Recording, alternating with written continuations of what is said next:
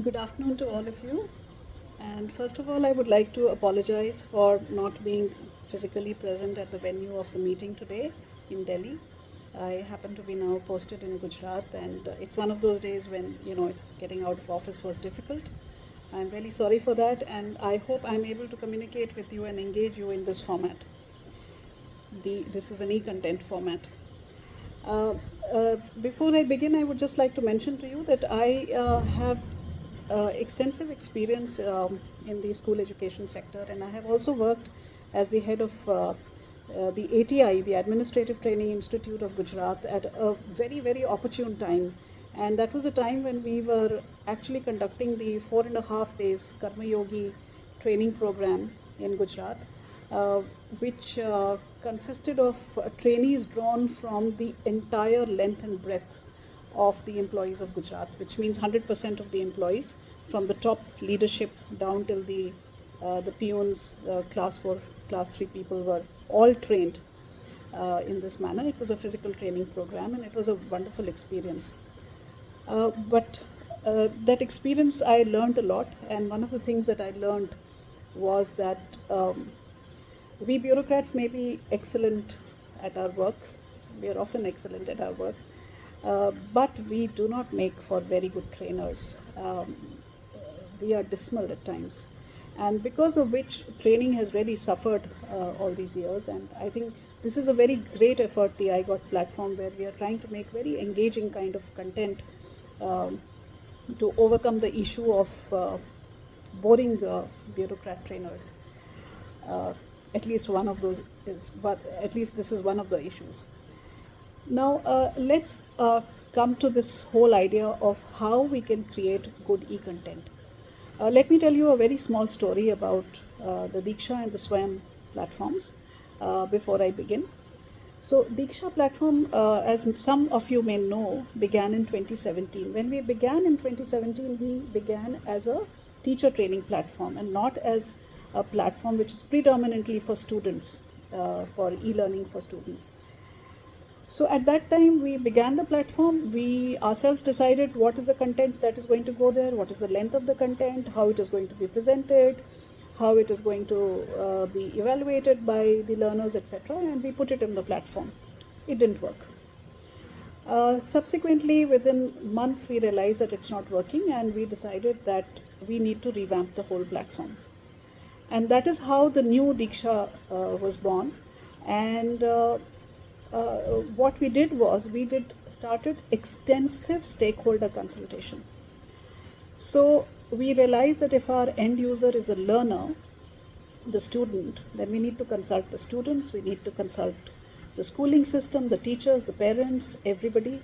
And that's how the new Diksha platform was born. And today it has more than 3 lakh pieces of e-content, 36 languages it has e-content in, and 35 states and UTs have already onboarded Diksha.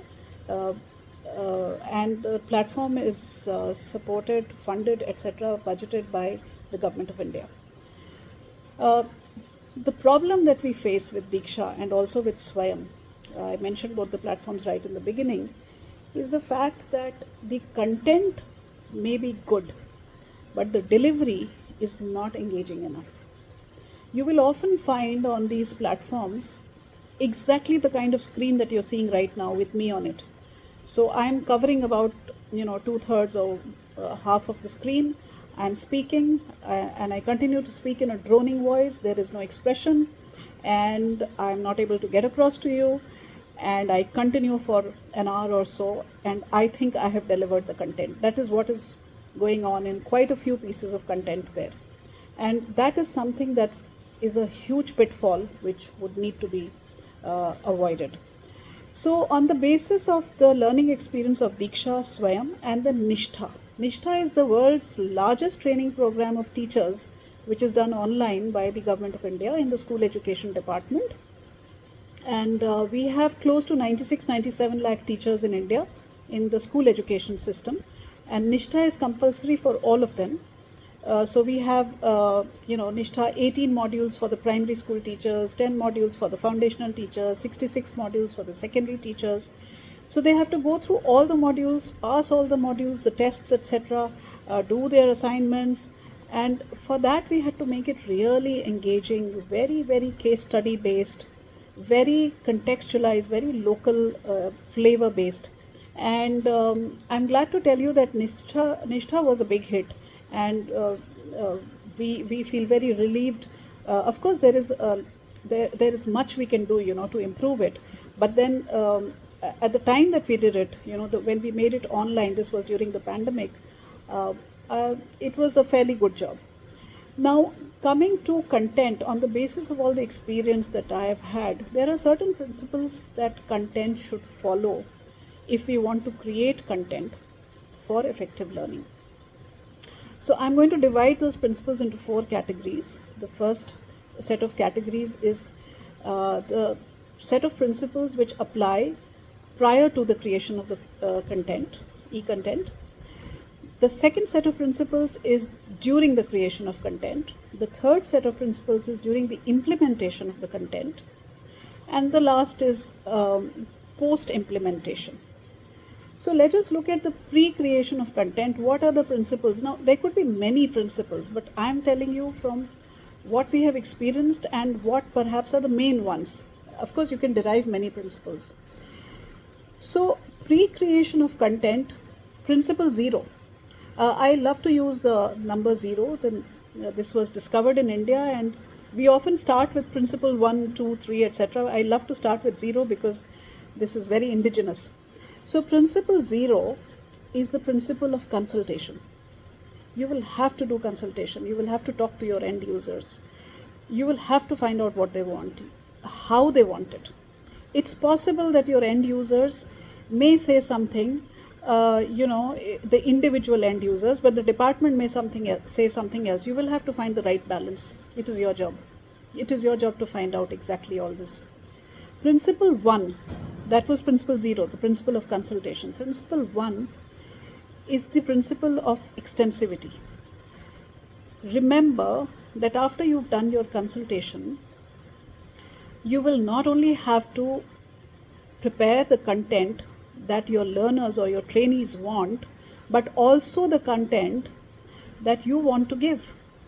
Because it's possible that you have a better picture of the forest and these guys have a better picture of the woods. So the woods and the forests have to be balanced, so both of your content has to figure there. So remember, your content is going to be extensive. What your end user wants, what you want to give, and perhaps what the global requirements are, for example. Next principle, that is principle number 2, is the principle of the learning objective.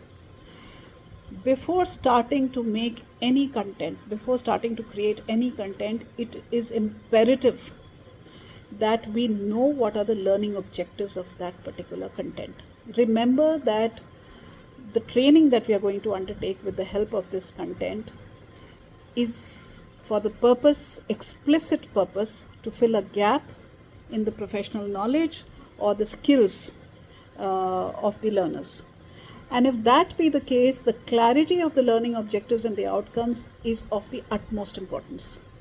And if required, you can sit down with your departments to find out, the learning objectives and the outcomes that they expect. So these are the 3 pre-creation principles, pre-creation of content principles. Coming to the principles during creation. So principle number 3 is the context principle.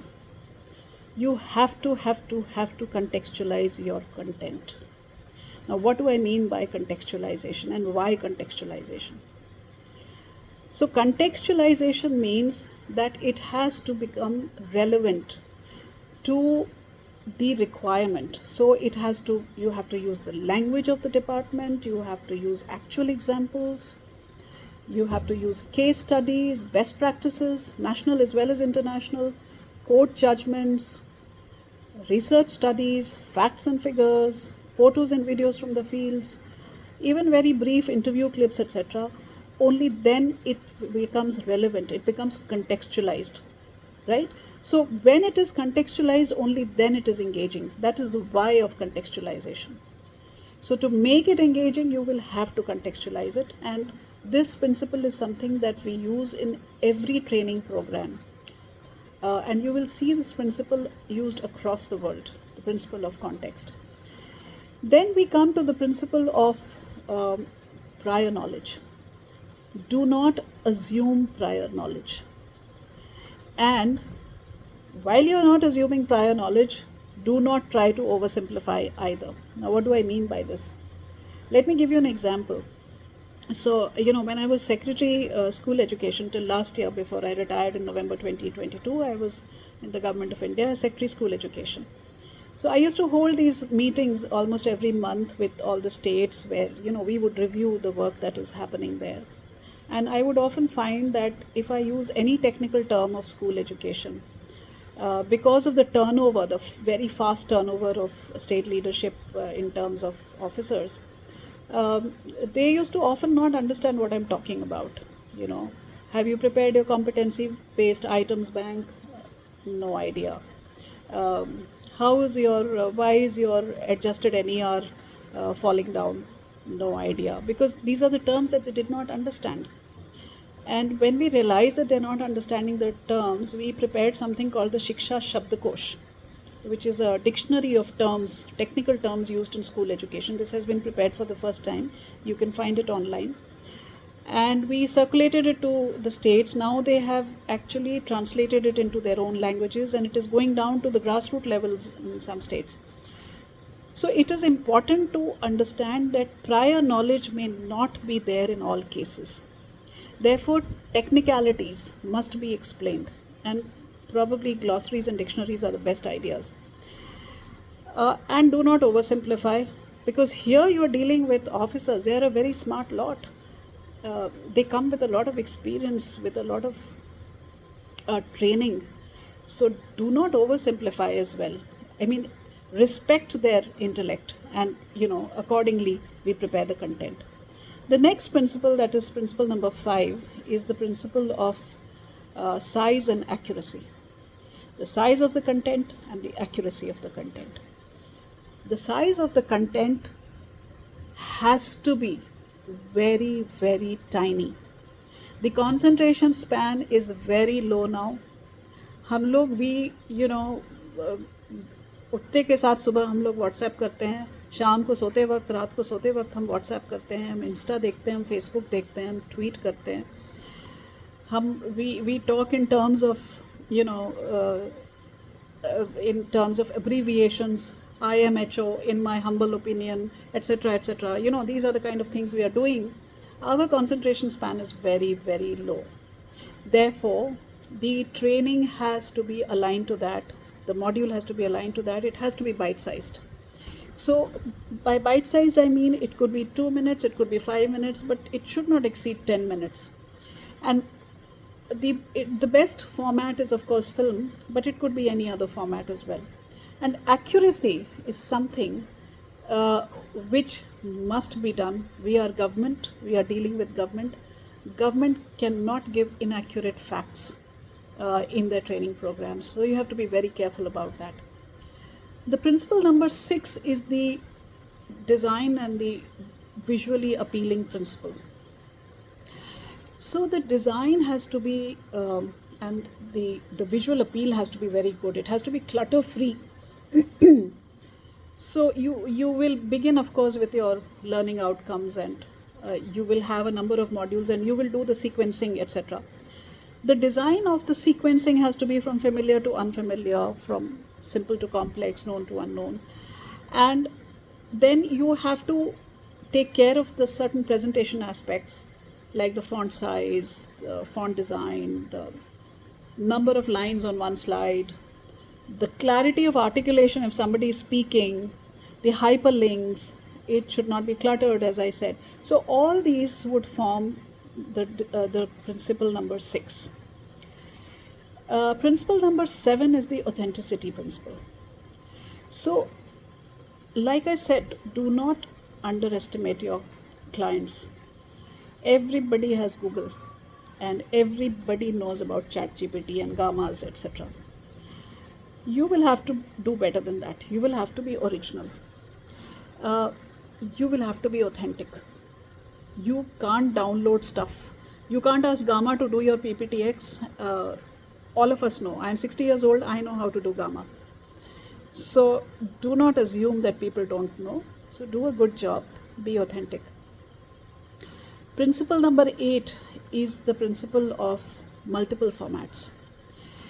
What I mean by multiple formats is, do not think of a training program in a singular format. PPTX format, खत्म हो गया, उसमें hyperlinks दे दिया, छोटी छोटी film डाल दी, खत्म हो गया. ऐसे नहीं होता है. We can have a complete module of only film, a 3-minute film, a 5-minute film, which is a module. You can have audible formats like podcasts. Podcasts are really very interesting. If you have not heard, some of you have not heard them, please do go ahead and hear some podcasts.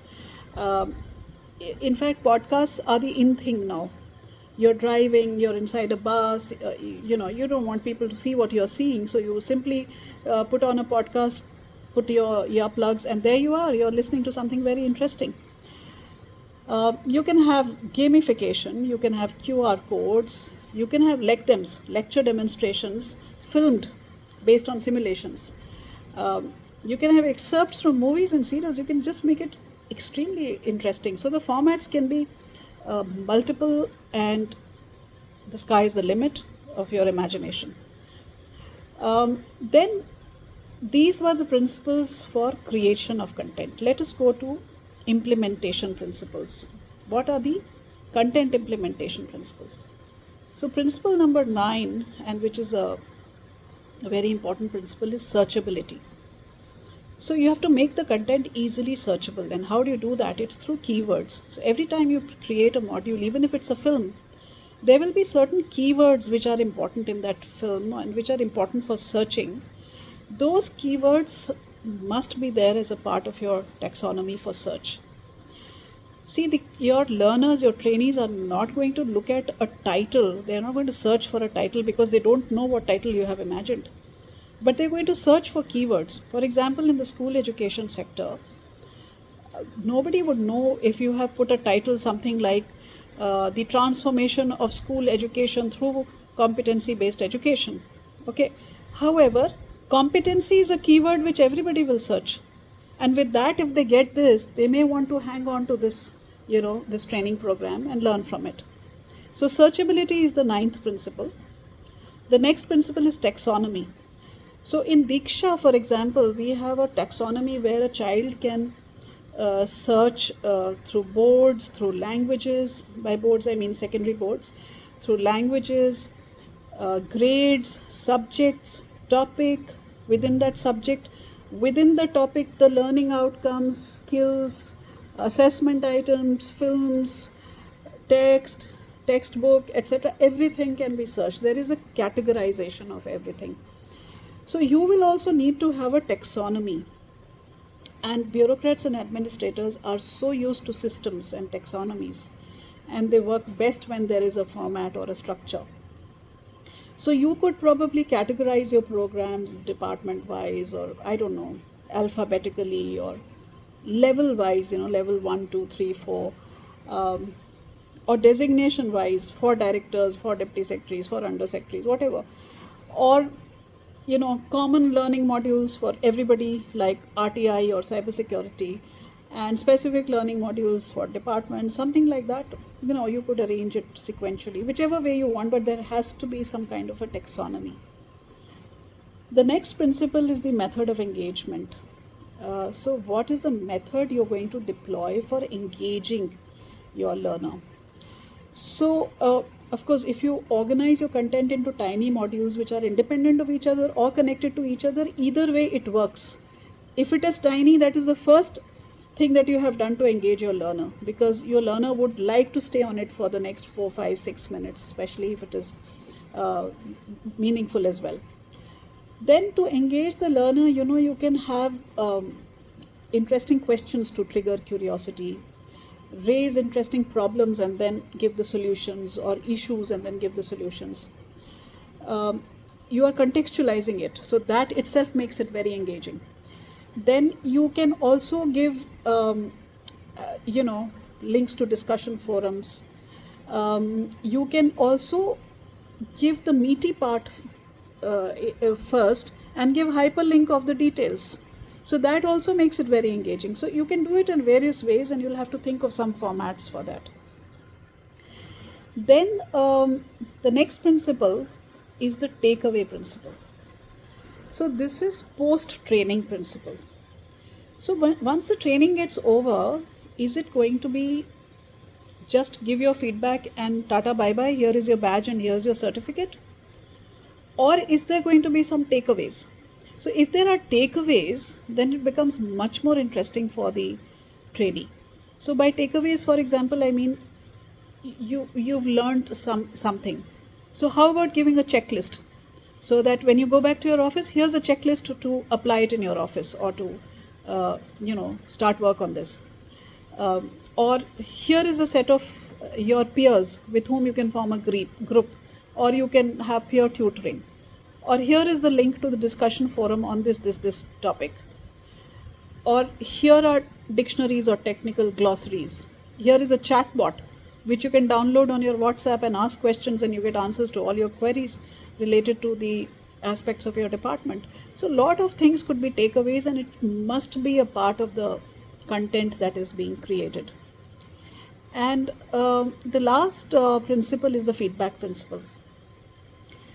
So the feedback will have to be very, very organized.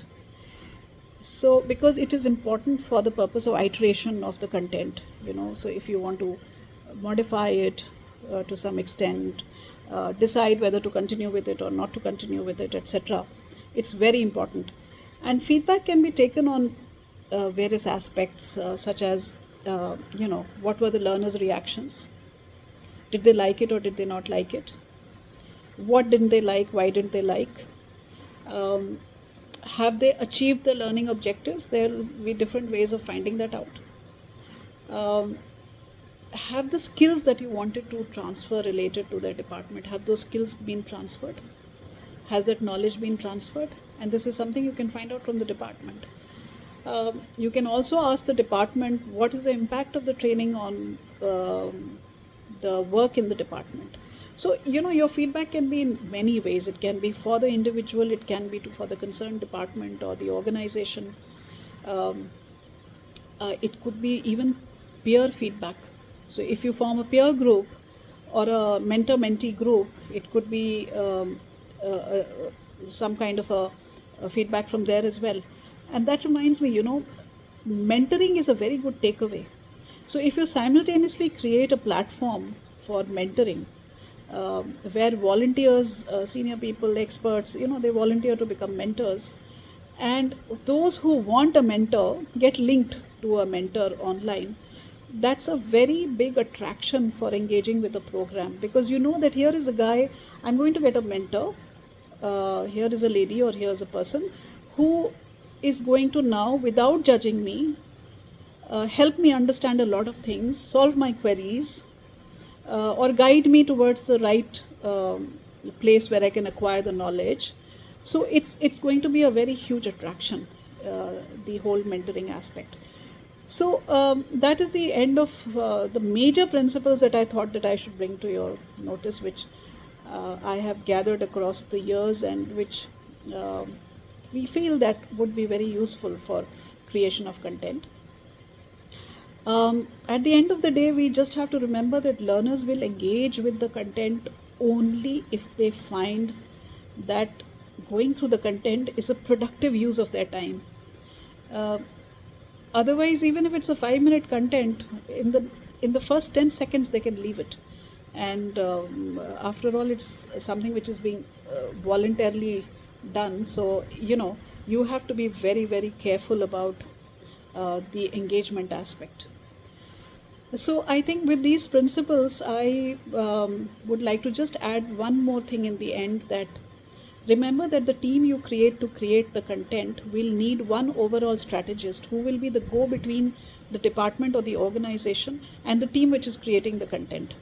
So this person will understand from the department or organization what are the requirements, and convey to the team and ensure that the language is used, the accuracy is there, and the requirements post consultation have been taken care of, etc. The team which is creating the content will also require subject matter experts, and you have to really handpick them very carefully. You will require content designers. You will require those who will do the graphics and the animation. You will probably require filmmakers, sound experts. You will require translators, and some IT persons to help you understand what kind of software to use, etc. So your team has to be very varied. If a single person or the same type of people are there in the team, it will not end up, the team will not end up coming out with very good content. You will have to, sort of have members adopted, empaneled, joined, outsourced, whatever way you like it, who are variegated and who sort of fulfill all these requirements to help you create very meaningful content. So I hope this was useful, and once again I apologize for this online thing. I think during the day perhaps mine is the only online communication that you have heard. I hope it was useful. Thank you very much. Thank you.